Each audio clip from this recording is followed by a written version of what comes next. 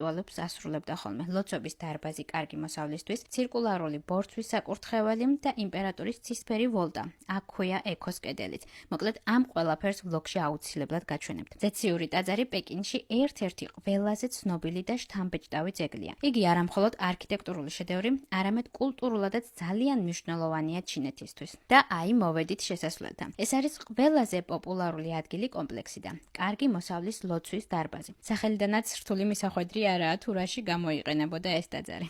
ტაძარი აშენდა 1420 წელს მინგის დინასტიის დროს. საუკუნეების განმავლობაში ჩინეთის იმპერატორები წელიწადში ორჯერ ამ ტაძარში რიტუალებს ასრულებდნენ ზეცისადმი, რათა უზრუნველყოთ ქვეყნის კეთილდღეობა და კარგი მოსავალი. იმ დროს იმპერატორი ითვლებოდა ზეცის შვილად, რაც ამ რიტუალებს განსაკუთრებულ მნიშვნელობას ძენდა. ტაძრის არქიტექტურა სავსეა სიმბოლიზმით, შენობები მრგვალია, რაც ზეცას წარმოადგენს, ხოლო პლატფორმები და სხვა კონსტრუქციები კვადრატულია, რაც დედამიწის სიმბოლოა. ეს განლაგება ხსნის ჩინურ კოსმოლოგიურ წარმოდგენებს სამყაროს შესახებ, მრგვალიცა და კვადრატული დედამიწა. რიტუალები ზეცისადმი ძალიან ზუსტ წესებთან იყო დაკავშირებული. ყოველი დეტალი, მათ შორის ტანსაცმელი, საკვები და ფერები სპეციალურად იყო შერჩეული და სიმბოლურად ასახავდა ზეცის პატივისცემას. იმპერატორი როგორც ზეცის შვილი ისე ითვლებოდა. სწორედ ამიტომ იგი ატარებდა რიტუალებს. მანამდე კი რამდენიმე თვე ემზადებოდა ამისთვის, მარხულობდა და იწმინდებოდა. ტაძრის მთავარი რიტუალი იყო ზეცისადმი თაყვანისცემა და შესაწირავის მირთმევა, რაც იმპერატორის ყველაზე მნიშვნელოვან მოვალეობას წარმოადგენდა. ყოველწლიურად ზამთრის მზებუდობის დროს, ჩინეთის კალენდრის მიხედვით ეს იყო ყველაზე მნიშვნელოვანი დღე,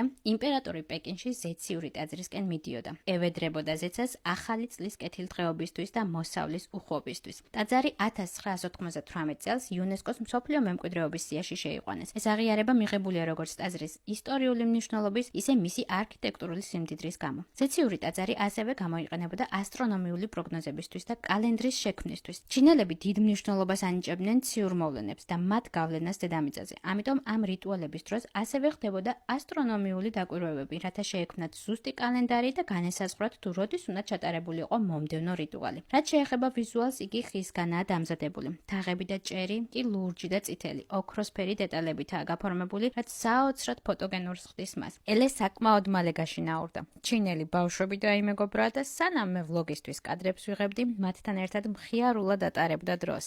აი ასეთ ფოტოსესიასაც შევესწარი.